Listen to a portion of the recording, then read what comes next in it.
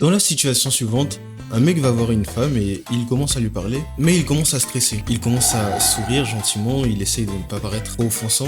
Il commence à avoir des pensées assez obscènes de cette femme. Il commence à l'imaginer faire certaines choses, il commence à avoir certaines envies avec elle, mais il cache tout ça dans la réalité. Cette femme au final n'est pas intéressée et elle s'en va. Et au final il finit énervé, il finit à aller commenter sur une vidéo de Fresh and Fit pourquoi les femmes sont mauvaises, pourquoi les femmes sont inutiles. Et il finit à regarder plein de vidéos Red Pill pour savoir comment parler aux femmes. De plus en plus de personnes aujourd'hui jouent des rôles pour être amis avec une femme, parce que beaucoup de personnes maintenant pensent que c'est normal d'être ami avec une femme, et certaines personnes, même une grande majorité, jouent ce rôle pour au final aller draguer cette femme, parce que ces personnes n'ont pas le courage, n'ont pas l'envie, n'ont pas envie de prendre le risque d'aller parler et d'essayer de prendre le risque en fait de prendre un râteau, de prendre un refus, de prendre un rejet. Et ces personnes jouent un rôle, ces personnes agissent d'une manière assez hypocrite avec elles. Ou même t'en as pire, t'en as qui sont avec un groupe de femmes et qui vont agir d'une manière hypocrite.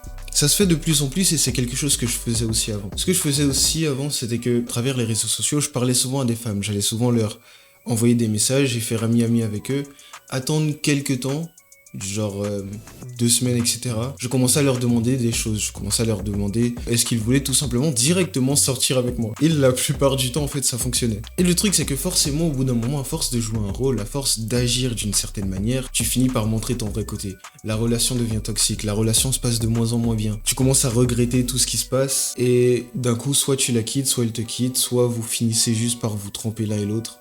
En tout cas, ça se finit jamais vraiment de la bonne manière. Il y a eu une expérience dont Thaïs Descupon a parlé dans sa dernière vidéo sur l'amitié homme-femme. Et justement, ça m'a un peu inspiré pour cette vidéo. Donc c'était une expérience qui avait pour but de démontrer si c'était les hommes qui créaient cette ambiguïté ou si c'était les femmes au contraire qui créaient cette ambiguïté. Et donc les gérants de l'expérience ont réuni 88 paires d'amis différents, ils les ont séparés et en fait les ont posé plusieurs questions pour savoir concrètement est-ce qu'ils aimaient leurs amis ou pas. En fait, ils ont suivi un questionnaire. Et du coup, ce qui est ressorti de l'étude, c'est qu'au final, dans la plupart des groupes d'amis, on a une grosse part qui se kiffait entre eux. Et en fait, cette attirance venait beaucoup plus souvent des hommes que des femmes. Et en fait, ce point m'aide bien à démontrer que, au final, l'amitié homme-femme n'existe pas vraiment. L'amitié homme-femme n'est juste qu'un rêve, en fait par souvent les femmes qui croient naïvement que les hommes sont vraiment amis avec eux pour les soutenir ou autre, etc. Alors qu'au final, pas vraiment. Cette vidéo va peut-être paraître trash, mais au final, c'est la triste vérité. La plupart des gens maintenant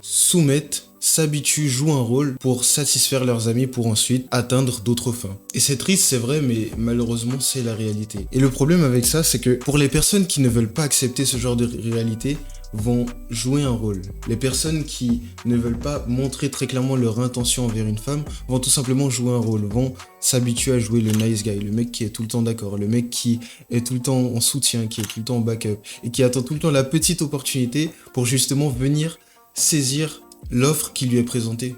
C'est-à-dire que si d'un coup le mec de la femme en question la quitte, le nice guy entre guillemets va directement sauter sur l'occasion. Le nice guy va attendre patiemment derrière. Au lieu de tout simplement venir assumer sa place, au lieu de tout simplement prendre en charge ses responsabilités, s'assumer en fait directement, ou sinon tout simplement aller voir quelqu'un d'autre. Parce qu'au final, on se limite au temps. Souvent en disant, en parlant que c'est l'amour, etc. Tout ça parce qu'on a une attirance sexuelle. Tout ça parce qu'on a nos instincts primitifs qui parlent à notre place. La majorité des hommes que j'ai vus qui voulaient avoir une femme en jouant au nice guy, c'était des mecs qui justement étaient soit en chien, soit avaient vu une meuf qui était particulièrement belle comparée aux autres. Et justement s'estimaient trop bas pour venir vers elle de façon normale. Avaient une estime d'eux trop basse. Et c'est ça le problème.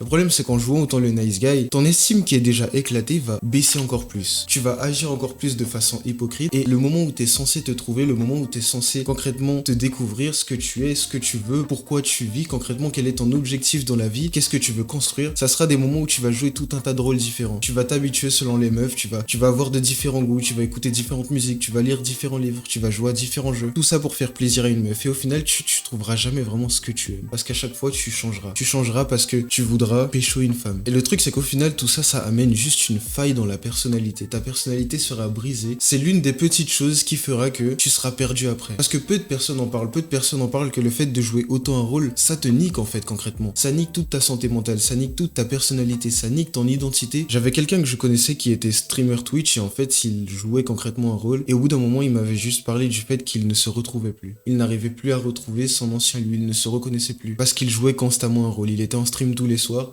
et il avait constamment l'habitude de jouer un rôle. parce qu'il ne voulait pas être lui-même. Il avait peur de voir quelle serait la réaction des gens. Est-ce que les gens resteraient? Est-ce qu'il aurait toujours autant de followers? Il se posait toutes ces questions et ça faisait qu'au final, il a jamais vraiment montré sa personnalité. Il a jamais vraiment montré son identité, ses goûts, ses préférences, ses vrais avis. Il s'est toujours soumis. Et c'est ça le problème quand tu te soumets. C'est que ta personnalité, ton identité, toi, ta vraie vision des choses se perd avec. Au final, tu finis perdu parce que tu ne sais pas ce que tu veux. Et en jouant autant à différents rôles, ça fait juste qu'au final, tu amplifies cette pente où tu te perds petit à petit. Et au final, le dernier point, ce sera que les hommes, au final, se font de fausses espérances. Et c'est comme ça qu'on crée des incels, c'est comme ça qu'on crée des red pills qui insultent les femmes, qui sont limite misogynes pour de vrai, pas la fausse définition de misogyne. C'est ça le problème que ça crée. C'est ça les vrais problèmes que ça crée. Je dis pas que c'est la source principale, mais c'est l'une des causes. Et c'est l'une des causes qu'on devrait chercher à éteindre. Au final, le vrai moment où tu te construis, le vrai moment où un homme est en expansion, en épanouissement, c'est quand il est entouré d'autres hommes autour de lui.